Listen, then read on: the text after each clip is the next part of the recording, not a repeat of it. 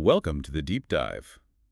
Today we're wrestling with something, well, something that really tries to redefine the very ground we stand on. It absolutely does. We're talking about a theory that argues our reality has, in a way, been replaced by its own copy. And we're going straight to the source for this. Jean Baudrillard's 1981 work, Simulacra and Simulation. It's pretty dense stuff. It is, but it's also electrifying. We're not just analyzing media or politics today.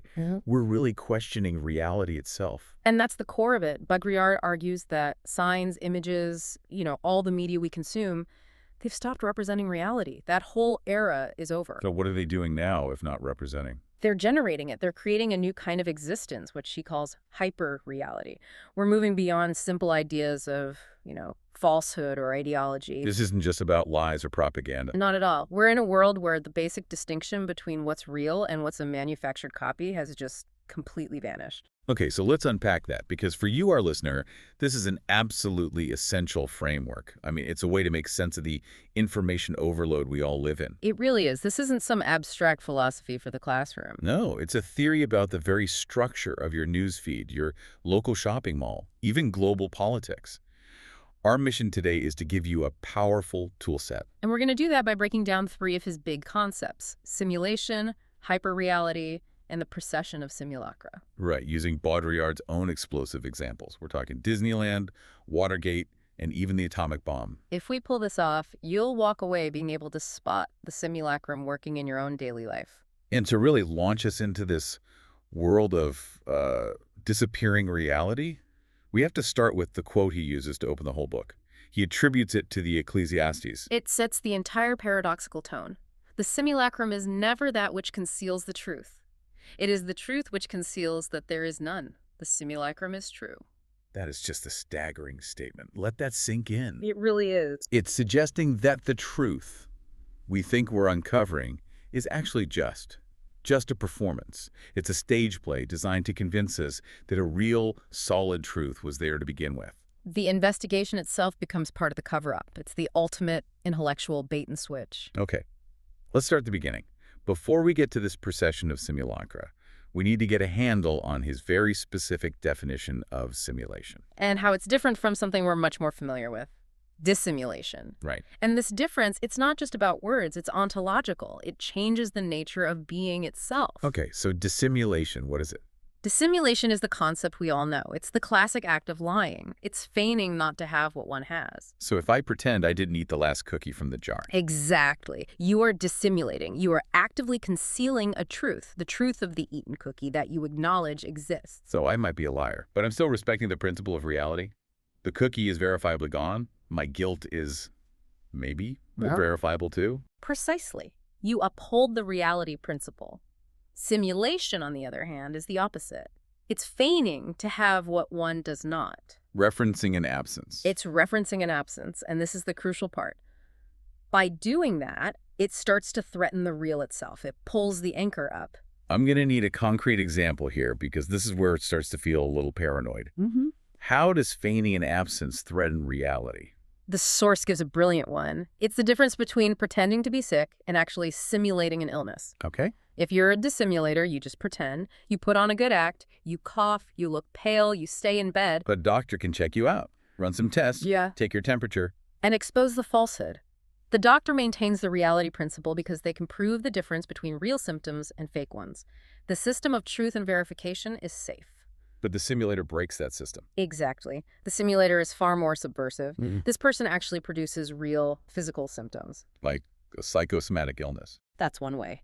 Or they induce symptoms that become medically indistinguishable from the real thing. At that point, the difference between true and false symptoms is it's blurred into nothing. So medicine can't objectively treat it or even deny it. If the body is showing the signs of the disease, it is disease regardless of where it came from. The diagnostic tools just fail. The source notes that medicine and psychology, they just stop right there. They can't go further because the truth of the illness is no longer verifiable. If the system can't tell the difference, does the difference even matter anymore? To the system, it ceases to matter. And that is exactly what simulation does to our culture on a massive scale. It liquidates all referentials. It just eliminates the possibility of any external principle, whether that's objective truth or verifiable history, from acting as a guarantee. The guarantee is gone. And that liquidation, that loss of an anchor, brings us to the famous allegory of the map and the territory, which Baudrillard just completely flips on its head. Right, the old story from Borges. Cartographers of an empire draw a map so detailed it perfectly covers the whole territory. But then the empire collapses. And the map decays, leaving these beautiful ruined scraps in the desert. It's a charming, almost romantic allegory. It suggests that the abstraction, the map, eventually fails, and reality, the territory, always wins out in the end. The failure of the map confirmed the existence of the territory, but Baudrillard says that today, that allegory is completely defunct. It doesn't work anymore. So what's the modern reversal? What is this precession of simulacra? The reversal is this. Today, the map no longer reflects the territory. The map precedes the territory. Whoa. We are living in a time where the real is not what we start with. The real is what the map produces. So you're saying our models, our data, our algorithms, all these little cells of command, they're not describing the world anymore. They're actually generating what we experience as the world. That's it, exactly. The territory is now generated by these models. Think of a financial prediction model or a social media algorithm. They don't just reflect reality, they create it. They generate an outcome that we then label the real. So simulation isn't imitation anymore. It's not copying something. No, it's the generation by models of a hyperreal, a real without any origin, without any founding reality. So the real today is just this desert left over after the model has done its work. The old sovereign difference, as he calls it, between the map and the territory.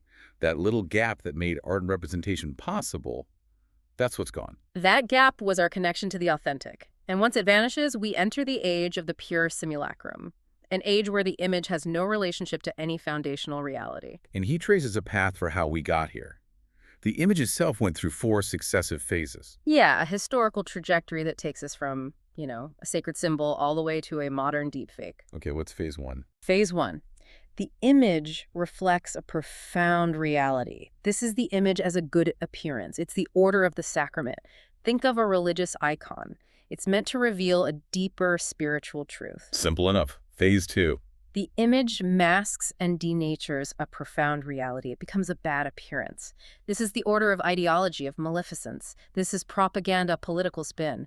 The truth is there, but the image is actively hiding it. But crucially, in both of those first 2 phases, there's still a belief in a fundamental truth. Even the liar acknowledges the thing he's lying about. Exactly. They both cling to a theology of truth, but phase 3 is the turning point. This is the order of sorcery. Sorcery, what does he mean by that? Phase 3 is when the image masks the absence of a profound reality. It's playing at being an appearance. The system knows there's no real meaning at the core, but it has to perform its existence to keep things stable. So if phase 2 is hiding a secret, phase 3 is inventing a secret just so it has something to hide. That is a perfect way to put it. It's the elaborate staging of truth. Think of a corporation that engages in this massive, highly publicized charity campaign. Right. They're not doing it because they're suddenly ethical. They're doing it because they need to perform the sign of social responsibility to mask the fact that their core profit motive is completely amoral. They know the moral core is absent, so they stage the appearance of one. And that leads to the final break, phase 4. Phase 4. The image has no relation to reality whatsoever. It is its own pure simulacrum. Yeah. This is the order of simulation. It's totally free from the real. Like a deepfake. The deepfake is the ultimate example. The question of whether the original person ever really said those words or what they really looked like, it becomes totally irrelevant. The image functions perfectly without any anchor to reality. Which means, philosophically, we've lost our God. There's no higher authority left to separate the true from the false.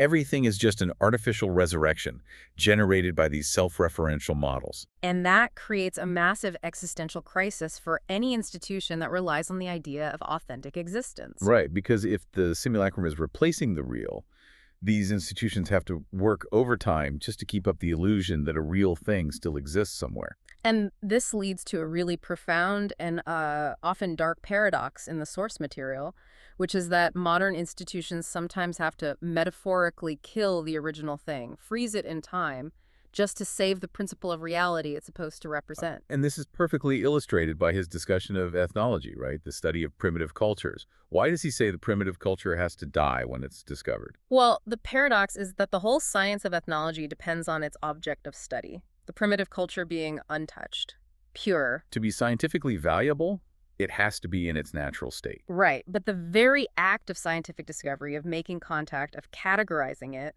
it immediately contaminates and transforms that culture. It essentially kills it as an autonomous thing. So ethnology is forced to kind of deny its own impact. The specific case study he uses is the Precede group in the Philippines back in 1971. They were reported to be this completely isolated Stone Age tribe. A genuine artifact of the past found in the present. And the response was immediate. The government decided to render them back to their primitiveness. They put up a kind of velvet rope to protect them from colonists, tourists, everyone. But the very people who found them said that contact was like opening a mummy's tomb. The second it's exposed to the air, it starts to decompose. Exactly. But this whole preservation effort, it wasn't really about the Tacide people themselves, was it? It was about what the system needed them to be. The system needed the idea of the Tacide. Absolutely. They were instantly frozen, cryogenized in their supposed essence. They were turned into referential simulacra.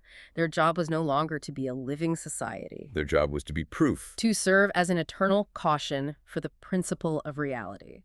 They became living proof that true primitiveness did exist, which validated the entire anthropological project, even if they were now basically living in a museum exhibit. And the huge ironic twist here, which came out years later, is that the whole Tacide discovery was largely a hoax, or at least heavily exaggerated. Which, for Baudrillard, only proves the logic of the simulacrum even more. Whether they were real or fake is almost beside the point. They had already been transformed into the sign of the primitive by the act of being discovered and protected. So ethnology becomes this anti-ethnology, studying a culture that had basically invented itself. The contamination is total, and he makes this really dramatic claim. We are all now Tacide Indians. We are all people who have been reinvented and defined by the categories of science and media. And the goal is always to save the principle of reality itself, to save the idea that objective existence is out there. By simulating the sacrifice of the object, we declare the real safe because we put it behind glass and remember where it used to be. And this same impulse, this freezing and memorializing, you see it physically in museums and replicas. Which are designed to eliminate that sovereign difference we talked about earlier. The famous example being the Lascaux caves, the prehistoric paintings. Right. The original caves were closed to the public completely. Why? To save the ancient paintings from human contamination? Our breath, the moisture, it was destroying them. So they built an exact replica, Lascaux seconded, just down the road for visitors. And Baudrillard insists this is not just a simple reproduction. Why not? I mean, it seems like the most faithful copy possible. Because reproduction implies a copy of an original, and it maintains that hierarchy.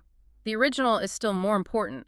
This project is different. It's the elimination of the difference between the authentic and the artificial.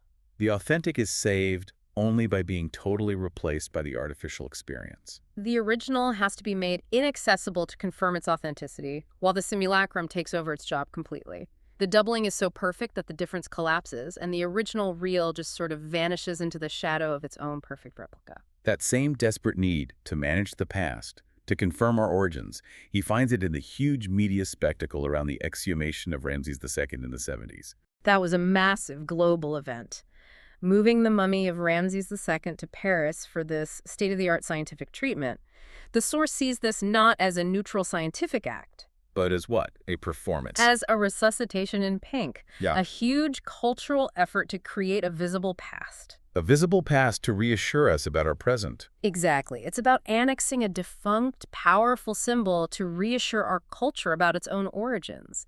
It's a demonstration of our mastery over death and time. Look at us. We have the technology to reverse history, to defeat decay. The source has that great line, that the mummy doesn't fear rot. What does it fear? It fears the symbolic order of science and the museum. The entire spectacle was a symbolic act to restore a visible myth of origin for a culture that, deep down, knows it no longer operates on that myth.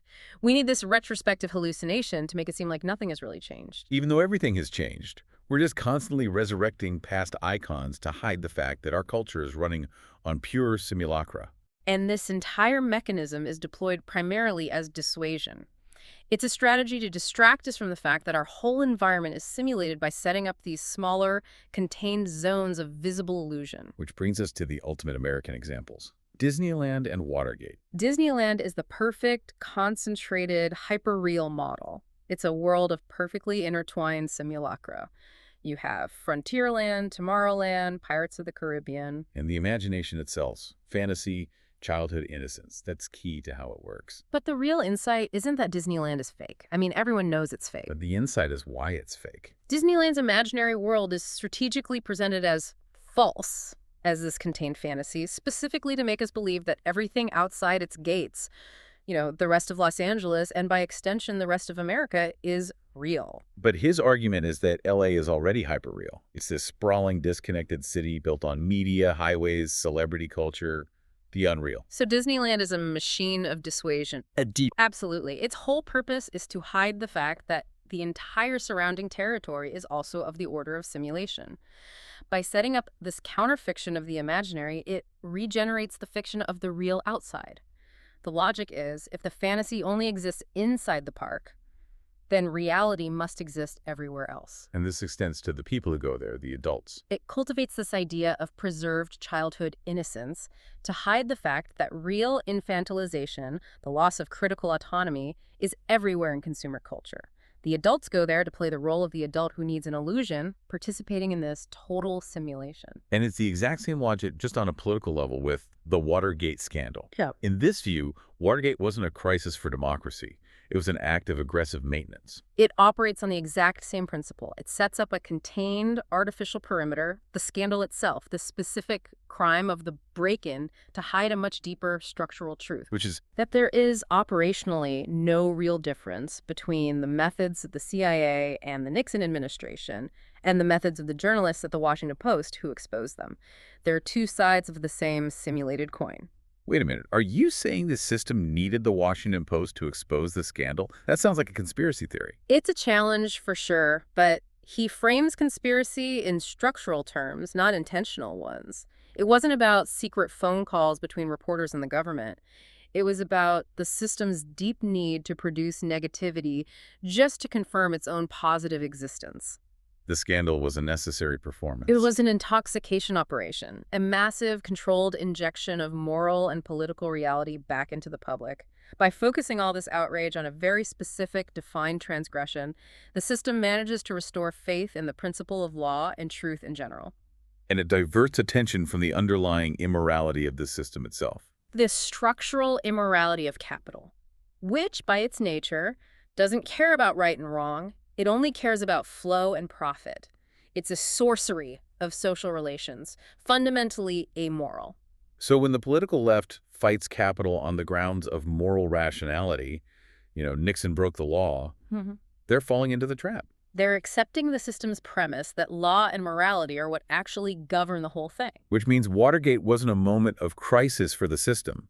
It was a moment of regeneration. It was a trap set by the system for its adversaries. It was a simulation designed for regenerative purposes. The system uses its own apparent failure to convince everyone that critique and law still matter, which allows the larger amoral structure to just keep on running, hidden behind the spectacular theater of justice. This logic leads to the most destabilizing threat to power, which is the simulated crime. If power can't tell the difference between a real crime and a perfect simulation of one, its whole repressive system is paralyzed. A real bank robbery, a traditional crime, is actually reassuring to the system. How is it reassuring? It disturbs property rights, sure, but it confirms the necessity of the law. It gives the law a clear transgression to punish, the lines are clear, but a simulated holdup. Like one designed to test security systems with fake weapons and so on. Exactly. One that perfectly duplicates all the signs of a crime. That is infinitely more dangerous. The jump in danger. Because the simulated crime liquidates the system itself. It suggests that maybe order, law, and property are also just simulations. The moment that line vanishes, the entire mechanism of power is thrown into doubt. And how do you punish the simulation of a crime? That's the question the source asks. If there are no real consequences, you punish it lightly. But if it's a true simulation, which has no equivalence to the real, repression is impossible. Power is paralyzed. So what does it do? It's forced to always choose the hypothesis that the threat is real. The military, for instance, faced with a soldier simulating an illness, would rather treat him as genuinely insane than admit they've been defeated by a simulation. Because if the system admits its controls can be fooled by a simulation, it's basically admitting its own nature as a performance. And we have to take this logic now to its most extreme scale, the nuclear realm, which Baudrillard says is the absolute apotheosis of simulation. We usually think of nuclear weapons as just instruments of total destruction, the end of the world. Yeah. But he argues their function is something else entirely. Their primary function is as a massive, continuous system of dissuasion that structures all of global life. The terror of equilibrium. Right. It's not the direct threat of destruction that controls us. That's too big to even grasp. The real atomic war, the physical world-ending event, is excluded in advance by the system of signs built around it. So the constant looming threat is what's used to structure every political and economic decision. The violence is always there, but it's suspended. It's neutral, implosive, and permanent, precisely because it's always suspended. This isn't just Cold War strategy. It's the infrastructure of global control, A permanent Damocles sword. which necessitates and justifies the maximum possible control system on a global scale. The risk of nuclear war is actually just a pretext for the increasing sophistication of surveillance, information networks, global economic integration. So the system works because the threat is eternally perfectly suspended. Which is devastating for our traditional ideas about history and political conflict. If this system ensures total control, then real, unpredictable war becomes impossible. War and history can't play out their own logic because they'd be instantly annihilated. So conflict gets reduced to these carefully managed, circumscribed simulacra of conflicts, operational scenarios that serve a structural purpose, not a historical one. And this gives us a completely different way to read something like the Vietnam War. In Baudrillard's view, Vietnam wasn't a traditional war with a historical goal. It was a crucial episode in establishing global disciplinary control and a kind of peaceful coexistence between the U.S. and the Soviet Union. So it was an operational scenario to enforce global norms while just pretending to be an ideological military conflict. The violence was real, but it was localized, controlled, and ultimately absorbed back into the global dissuasion system. It was never allowed to threaten the fundamental equilibrium. And the space race, the rush to the moon, that played the same role. The exact same function. It wasn't really about science or military superiority. It was about establishing a universal system of control, a total universe of the norm. What do you mean by that? The microcosm of a space mission is perfectly programmed. The trajectory, the energy, the psychology of the astronauts, the environment inside the capsule, nothing is left to chance. The perfection of the programming is the point. It's a demonstration of the system's total mastery over probability. And under this total control system, the Earth itself just becomes another satellite. It's eccentric, hyperreal, insignificant. The orbital simulacrum is a total control system where everything implodes into the micromodel, like the genetic code. Which brings us to this mind-bending triad of events. The Harrisburg nuclear incident at 3 Mile Island, Watergate, and the media, represented by the film network. This is where the simulation seems to literally generate reality. He calls it an inextricable trilogy. The real event, Harrisburg, is presented as a symptom of the imaginary, the media, and specifically the disaster film, The China Syndrome. Okay, lay out the timing on that. The film The China Syndrome, which is all about a potential nuclear meltdown, was released just 12 days before the real-life incident at 3 Mile Island in 1979. So the model preceded the accident. And Baudrillard highlights that the real event responded point for point to the simulacrum of the film, including the intense, manufactured suspense. The real accident served to prove the validity of the fictional model. So the core argument is that the big, catastrophic nuclear meltdown will not happen in the real world. Because it's already been fully absorbed, used, and neutralized in the simulacrum. The event at TMI was immediately filtered and interpreted through the pre-existing cultural model of the movie. The risk exists only to be dissuaded. The true power is the eternal suspension of the clash. And the real contamination isn't radioactive, it's informational and psychological.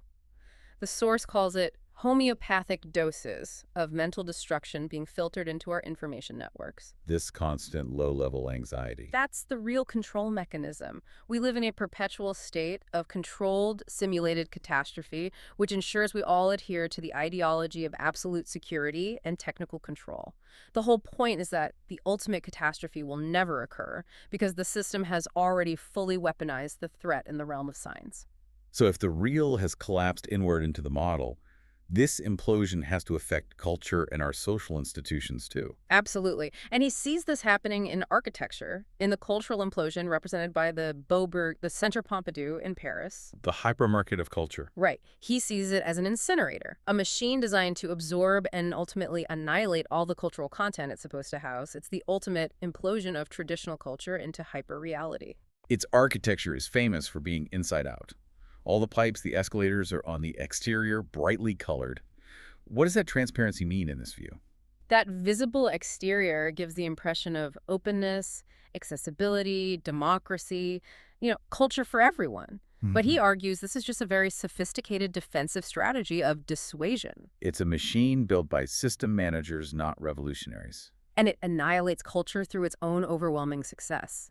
By making everything visible, it hides the fact that there's nothing truly meaningful left inside. And the massive crowds, the masses rushing in, they're actually part of this process of annihilation. His take is pretty uncompromising here. He says the masses flock there not because they suddenly love high art, but because they are joyously participating in the death work of an elite culture they've always felt excluded from. Their sheer numbers just annihilate the content. The building's only real content is the mass itself. The spectacle of the crowd, the simulation of cultural engagement, that's what results in cultural liquidation. It's a cultural black hole. And this logic of the hypermarket extends from culture to commerce itself, replacing all the old social structures. The hypermarket, the shopping mall, it becomes a total simulation operating space. It replaces the town square, the workplace, the traditional market, the cultural center.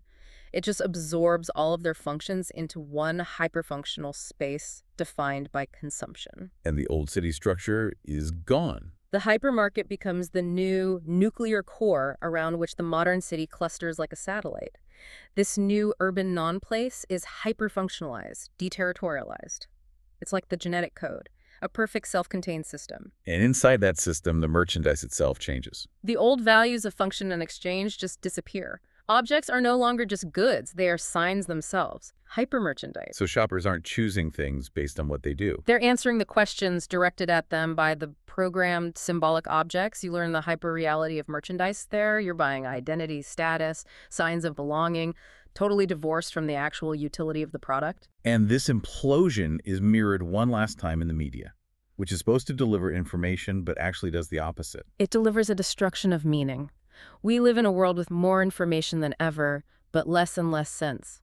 His radical hypothesis is that information doesn't just fail to produce sense, it actively destroys it. How does more information destroy sense? We're always told transparency and more data is the solution. He argues that McLuhan's famous formula, the medium is the message, reaches its catastrophic limit. In the age of simulation, the medium, the message, and the real all just implode into this one opaque nebula. They become indistinguishable. And the media, instead of communicating meaning, desperately tries to resurrect the real by producing an excess of communication. Which is why we have the constant stream of interviews, talk shows, interactive polls, the whole "you are the event" culture. Exactly. The media is desperate to prove the reality of the social link, the reality of the event. But all this excess communication just uses up the social field. The information we consume is just circulating the signs of reality, not reality itself. So communication just exhausts itself in its own staging. That's why sense is lost. The information overload isn't an accident.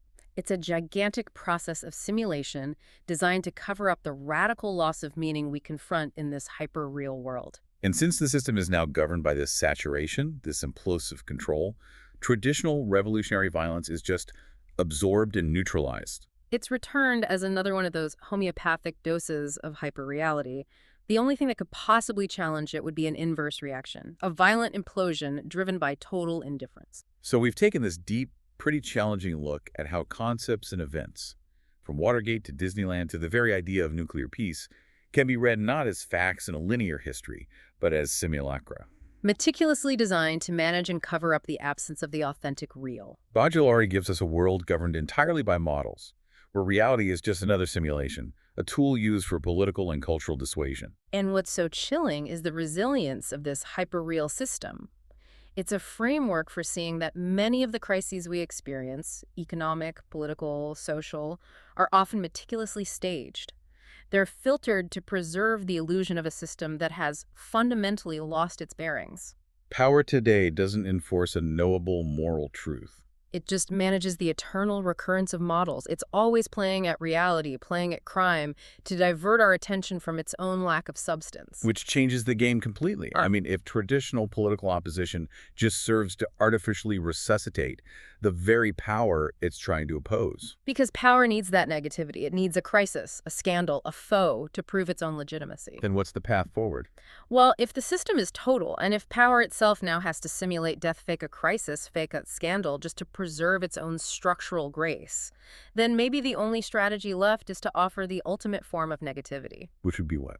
The absence of a response. The only challenge left might be to simulate the lack of power entirely, to achieve a silent, radical indifference. And that's the question to take with you as you try to navigate the map that, terrifyingly, now precedes the territory. In a world of total simulation, is the ultimate revolutionary act simply refusing to play the game? Thank you for diving deep with us.